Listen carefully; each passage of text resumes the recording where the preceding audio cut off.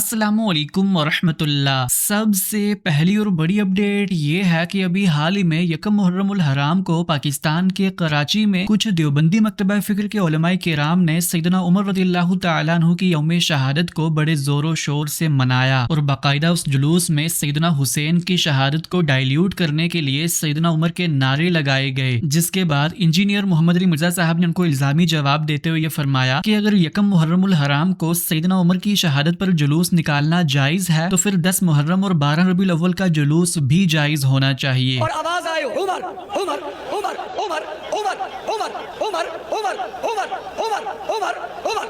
اگر یکم محرم کے دن سیدنا عمر فاروق رضی اللہ تعالیٰ عنہ کا یوم شہادت منانا یہ جائز ہے تو پھر 12 ربیع الاول کو یا وہابیوں کے نزدیک 9 ربیع الاول کو اللہ کے محبوب صلی اللہ علیہ وآلہ وسلم کا یوم ولادت منانا بدرجہ اولا بہتر ہے۔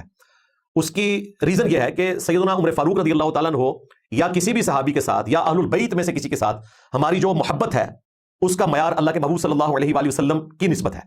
اگر میلاد مصطفیٰ نہیں منایا جاتا تو آپ صلی اللہ علیہ وآلہ وسلم کی نسبت کی وجہ سے جن ہستیوں سے ہم عقیدت رکھتے ہیں ان کا تو کوئی دن بھی بالکل نہیں منانا چاہیے دینی طور پہ۔ ایک تو یہ ہے کہ آپ یوم پاکستان مناتے ہیں، یہ دینی ایکٹیویٹی نہیں ہے، یہ ایک دنیاوی ایکٹیویٹی ہے، لیکن دین کے پوائنٹ آف ویو سے کوئی پرسنالٹی ہمارے لیے قابل احترام ہے جس طرح کہ خلفائے راشدین ہیں رضی اللہ عنہم اجمعین وعلیہم السلام اجمعین، یا اہل البیت ہیں رضی اللہ عنہم اجمعین وعلیہم السلام اجمعین، یا امہات المومنین ہیں علیہم السلام اجمعین۔ ان ہستیوں کے دن اگر کوئی مناتا ہے تو یہ مذہبی ایکٹیویٹی بن جائے گی۔ اگر آپ ان ہستیوں کے دن مناتے ہیں اور میلاد مصطفیٰ صلی اللہ علیہ وآلہ وسلم کو نہیں مناتے، الٹا اسے بدعت کہتے ہیں، تو پھر آپ کو اپنی آخرت کی فکر کرنی چاہیے۔ ریزرویشن نمبر 2، اگر یکم محرم کے دن سیدنا عمر فاروق رضی اللہ تعالیٰ عنہ کی شہادت منانا ایک اچھا عمل ہے یا بدعت حسنہ ہے بقول ہمارے بریلوی بھائیوں کے، اور دیوبند کے نزدیک یہ ایک اچھی سنت ہے، تو سیدنا حسین ابن علی بھی تو صحابی ہیں، بلکہ ان کی تو ڈبل نسبت ہے، صحابی بھی ہیں اور اہل البیت میں سے بھی ہیں، تو ان کا دن بھی 10 محرم والے دن منانا یہ اس سے بڑا ثواب کا کام ہوگا، کیونکہ نبی اسلام کے ساتھ ان کی نسبت ہے۔ اور آپ کو پتا ہے کہ سیدنا عمر فاروق رضی اللہ تعالیٰ عنہ ہوں، سیدنا ابوبکر صدیق رضی اللہ تعالیٰ عنہ ہوں، یہ وہ ہستیاں ہیں جو کہ اہل البیت کے ساتھ بہت زیادہ عقیدت رکھتی تھی۔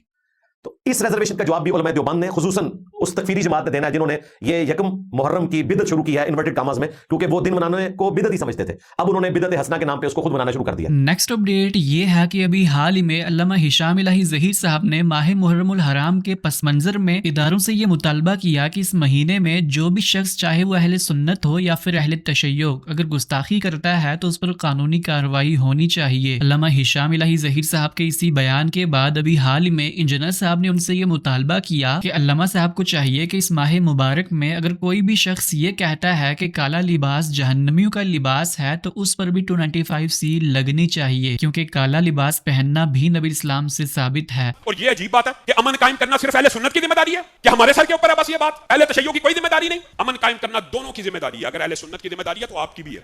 یعنی ایک جگہ توہین ہوئی ہے، ہم اس کی FIR درج کروانے کے لیے تھانے جائیں تو ہم فرقہ واریت پھیلا رہے ہیں۔ جو درج کروانے جاتا ہے آج کل اس کو سمجھا جاتا ہے یہ فرقہ واریت پھیلا رہا ہے۔ جو مقدسات کی توہین کرے، چاہے اہل حدیث ہی کرے، چاہے دیوبندی ہی کرے، چاہے بریلوی کرے، اس کے خلاف مقدمے کو بغیر احتجاج درج کریں۔ تو میں شامل علی ظہیر صاحب کے لیے ایک چمی دیتا ہوں ایڈوانس میں کہ اس محرم میں آپ مہربانی کریں نا، آپ کے جن مولویوں نے بریلوی دیوبندی اہل حدیث، کیونکہ تینوں کے آپ ٹھیکیدار بنے ہوئے نا، حضرت معاذ اللہ گلے پھاڑنے والی سرکار، ان تینوں فرقوں کے جن مولویوں نے ماضی میں یا اس محرم میں کالے لباس کو جہنمی لباس ڈکلیئر کیا ہے، سب کے اوپر جو ہے 295C کٹوائیں، میں آپ کے ساتھ ہوں، کٹوائیں۔ ہاں اس کے بعد میں ویڈیو ریکارڈ کرواؤں گا کہ میرے نزدیک صرف علمی اختلاف ہونا چاہیے، لہٰذا یہ FIR جو ہے وہ خارج کی جائے، لیکن انیشلی ضرور کٹوائیں تاکہ ان کو پتا چلے، جس طرح ایک حضرت کو پتا چلا ہے اس کے بعد سے وہ جلسے میں بھی نہیں جا رہے ہیں، ان کو پتا چلا کہ FIR کا مطلب کیا ہوتا ہے۔ تو حضرت معاذ اللہ سے میں ریکویسٹ کروں گا کہ اگر واقعتاً آپ سیریس ہیں تو مقدمہ ہونا چاہیے، جو کالے لباس کو جہنمیوں کا لباس کہہ رہے ہیں، توہین کر رہے ہیں نا نبی اسلام کے لباس کی، اور خود تو ان کے ابن تیمیہ نے الصارم المسلول علی شاتم رسول کتاب میں یہ لکھا ہے کہ اگر کوئی نبی اسلام کی چادر مبارک کے بارے میں اتنا کہہ دے کہ یہ میلی تھی تو وہ واجب القتل ہے۔ لو سامو، صرف میلا ہونے پہ، جو کہ جینولی میلی ہوتی تھی تو دھوئی جاتی تھی، اور جو جینون کالے لباس کو کہ جہنمیوں کا لباس، اس پہ 295C لگتی ہے اور تمہارے ابن تیمیہ کے نزدیک واجب القتل ہے۔ لو سامو نواں والا لے جاؤ، 8 محرم دا تحفہ 1448 ہجری 5 محرم، ابن تیمیہ کے نزدیک سارے بابی واجب القتل ہو گئے جی۔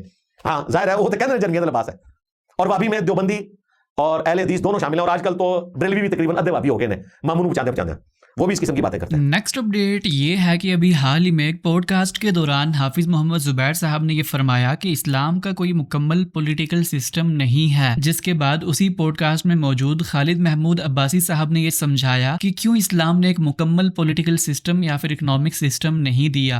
تحریکوں میں بھی فکری جمود پیدا ہو جاتا ہے. ایک کانٹیکس میں آپ کو کچھ اصطلاحات دے دی جاتی ہیں, آپ اس سے باہر نکل کے سوچ ہی نہیں پاتے. صحیح. سید مودودی نے علیہ رحمہ کچھ اصطلاحات دیتی, کانسیپٹس دیتی ہے, اب تحریکی ذہن اس سے اٹھ کے سوچ ہی نہیں پاتا. یہ جو بات ہے نا کہ جی خلافت اور ملوکیت کوئی غیر اسلامی نظام ہے, خلافت کوئی اسلامی نظام ہے, میرے خیال میں یہ مطلب ارریلیونٹ بحثیں ہیں. اچھا. یہ خلافت کا لفظ کہ خلافت مطلب ایک کوئی اسلام کا سیاسی نظام ہے, یہ کہنا ہی بہت مشکل بات ہے اکیڈیمکلی. اچھا. بہت مشکل بات ہے, آپ اس کو پروو نہیں کر سکتے.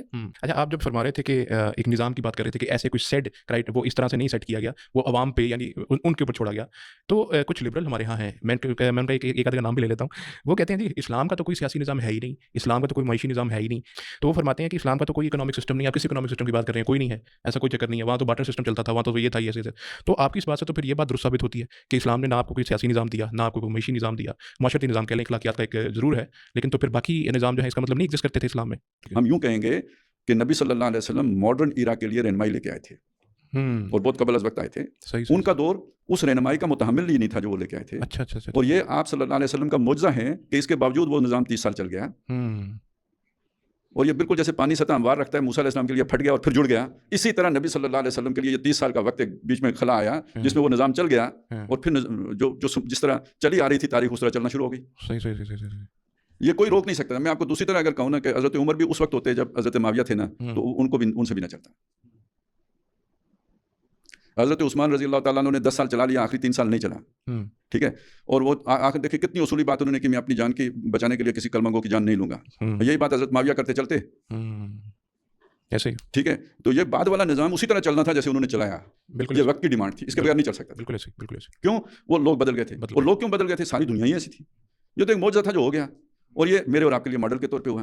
تو اگر وہ اس وقت ہمیں کوئی کامل جو ہے نا پورا ڈیٹیلڈ نظام جیسے نماز کا دیا گیا, ایسا سیاست کا نہیں دیا گیا, تو ہماری رحمت للعالمین کا مظہر ہے کہ نہیں دیا گیا کہ جتنی گرو کر سکتے ہو کر لو, اور پھر ان اصولوں کے مطابق اپنی عقل کے ساتھ مل کے اسے بنا, اسی کو اجتہاد کہتے ہیں. نیکسٹ اپڈیٹ یہ ہے کہ ابھی حال ہی میں ایک دفعہ پھر سے احمدی مسلمان اور غیر احمدی مسلمانوں کے مابین ختم نبوت کے موضوع پر اور نزول مسیح کے موضوع پر ایک باقاعدہ علمی ڈیبیٹ ہوئی, جس میں احمدی حضرات کو ان کے مشہور ڈیبیٹر رضی اللہ نعمان صاحب ریپرزینٹ کر رہے تھے, اور وہیں پر دوسری جانب شیخ اسرار رشید صاحب ختم نبوت کا اصل مقدمہ لڑ رہے تھے. اگر آپ اس مکمل ڈیبیٹ کو دیکھنا چاہتے ہیں تو اس کی لنک ڈسکرپشن میں پرووائڈ کر دی گئی, آپ وہاں سے اسے دیکھ سکتے ہیں. یہ تھی آج کی ساری اپڈیٹس, ملتے ہیں اسی طرح کی نئی اپڈیٹس کے ساتھ, تب تک کے لیے اللہ حافظ. السلام علیکم ورحمۃ اللہ.